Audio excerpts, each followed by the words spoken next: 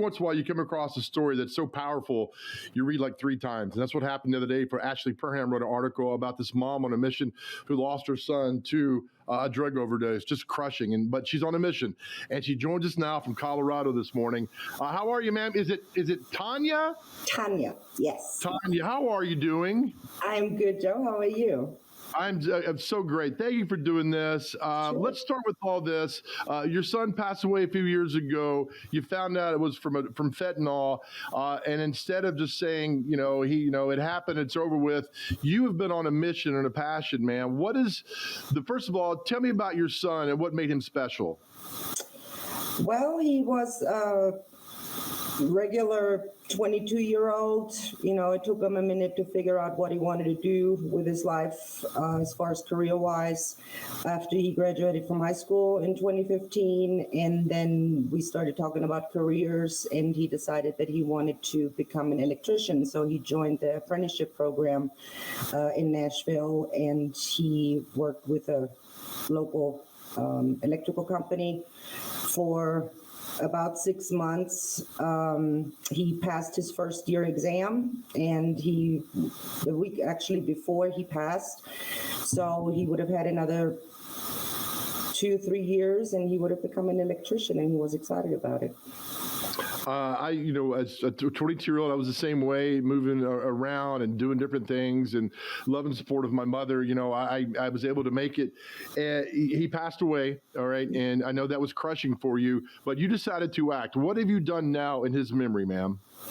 I started a foundation in his honor to bring awareness to the fentanyl epidemic in Nashville and in Tennessee. He passed in Nashville. He grew up in Antioch. I moved to Colorado in 2016, but he stayed in Nashville. And so I wanted to try to make it for the local community that we let people know that this is actually a very serious problem that is in every state. It's nationwide. It's not just in Tennessee. So I started this foundation to bring awareness, and we're also raising funds to help local low-income families that have lost a child between 15 and 25 to fentanyl poisoning. We call it poisoning the parents that have lost a child this because it's not an overdose. Because if they had received the drug that they had asked for, they would all still be here. But how do you, let me define this gently. How do you lost a son, and to function every day from what's going on, how do you do it? It took me 6 months. And then I believe that he gave me the idea and the strength that I have every day to go through with it, to help I think that's my mission in life, is to do this for him and to help other families. So he helps me get up every day, and he tells me what I need to do, and that's what I do. Well, I mean, God bless you for this journey that you're on doing this. When you hear other families that reach out to you and you help to pay for their funeral expenses, does it take you back to that day you heard about your son, or the fact that you're so into what you're doing now that you kind of put that on the side and focus on what you have to do with that family who you're helping currently? How does this all work? We actually have not had anybody reach out to us for funeral expenses. Unfortunately, I can't help with as much on those expenses as I would like to.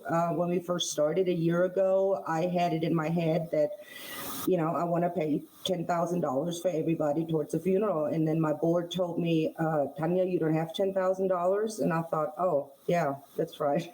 So right now we had decided that we needed to limit it to $500 per family for the moment until we get more funds raised for that particular fund. I've set up different funds on our website that people can donate to. We have a Bring Awareness Fund that we use to, when we have live in-person events in Nashville. We're going to have our next one in March on the 26th, hopefully down at the farmers market, and we give out brochures, free Narcan, free fentanyl test strips, and then we've got the funeral expense fund. I just started a billboard fund because I believe that since the government doesn't seem to want to put up billboards, I'm trying to raise as much money as we can to get billboards up. Right. That's the only way that I can see that everybody will get the message as they're driving down the interstate, because somebody putting something on a website is not enough, because people need to know about it and then they need to go to it. But if they have it right in front of them when they drive through the city, then to me, that's the only way that you can reach people in the fastest way. And just whatever you need, you got our email, reach out to us. We'll help you as much as we can to get the good word out. So we're here for you to help you out in that. Let me ask you this, reading the article, is it frustrating that there's no accountability for your son as far as not being able to prosecute somebody for this? Oh, yeah, absolutely. I understand that the police is doing everything they can. We don't have a lot of evidence, so nothing has really come out of it. And I honestly, I have made peace with it that I might never get justice for his death. And I can't go back and change things. I just have to look forward and do the best I can with the foundation and try to help other people not have to go through this. Beautiful. Tanja, what is your advice to parents who might have a little suspicion that their sons or daughters are going down this path? What would you tell them? First of all, parents need to know that this does not only affect addicts. It really doesn't so much have to do with addicts, what I'm trying to advocate for. My son was not an addict. I know thousands of people through groups on Facebook that are fighting against this, the same mission as I have. These are young people that are not addicts. They are stressed for whatever reason. They talk to a friend or they go on Snapchat. Snapchat is a big problem where they can actually get the drugs delivered to their house, and they take a pill, and the next morning the parents find them dead. So don't think because you think that your child would never do anything like that it can't happen to you. It can happen to anybody. It doesn't matter if you live in Brentwood or in East Nashville, out in the country. I know Dixon County has been affected tremendously. Don't become complacent and think that this can't happen to you. And the fentanyl is in everything. It's not just in pills. It's in weed, it's in cocaine, it's in heroin. So anything they take is potentially deadly, and they're playing Russian roulette with their life. And, young people, they think things like that couldn't affect them, but Right. It does. Every single day, somebody dies every 5 minutes from this fentanyl poisoning. Just awful. Just awful. My heart just breaks. And one more question. I mean, you got to deal with grief, but then I sense you get mad at everything that's kind of going on with not only just with your son, with this problem that seems just getting bigger and bigger. Grief and being mad is not a good combination, is it? No, but I try to channel what I need to be feeling at the moment. It's frustrating that the government, and right now, so far, I've only dealt with the Tennessee government, that I'm trying to get them to put up billboards, and they don't seem to feel the urgency to do that. They will direct me to a website that they have where they don't even talk about fentanyl. They only talk about opioids, and this is beyond opioids. It doesn't really have that much to do with opioids anymore.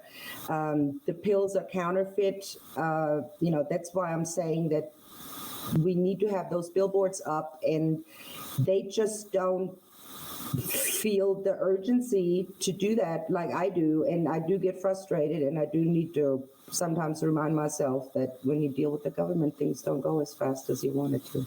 You're exactly right. Tanja Jacobs, thank you for sharing your story. I know it's not easy, but hopefully if it helps even one person, it's worth it. So God bless you, ma'am. And anything you need, again, for the events that are coming up here in town, please reach out to us. You got our email, and we'll help you as much as we can along this journey, okay? Absolutely, Joe. Thank you so much for having me. I really appreciate the opportunity. Yes, ma'am. Thank you. Have a good day. Tanja Jacobs for the Romello Marchman Foundation. You could go to the website and see the help that she needs, what's going on. Unfortunately, this problem just keeps going on and on. So God bless her and everybody else that's dealing with this, and we'll all fight it together.